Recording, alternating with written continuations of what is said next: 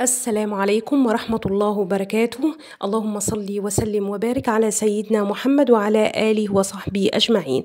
سريعا يا جماعة، قبل ما أبدأ فيديو النهاردة بفكركم ما تنسوش الاشتراك في القناة وفعلوا زر الجرس على الكل عشان يوصل لكم كل جديد.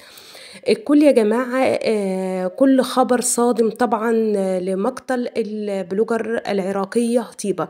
السبب فعلا صدمة للجميع يا جماعة، وإيه اللي حصل ومين اللي قتل البلوجر طيبة العراقية. تابعوا خليكم معايا لآخر الفيديو عشان تعرفوا إيه السبب.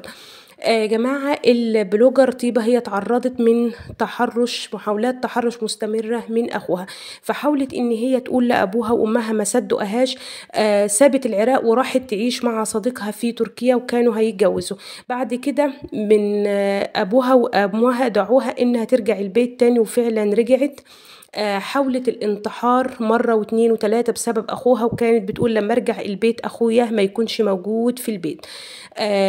مشادة كلامية حصلت بينها وبين والدها. قام الوالد خنقها، موت بنته طيبة اللي هي البلوجر العراقية.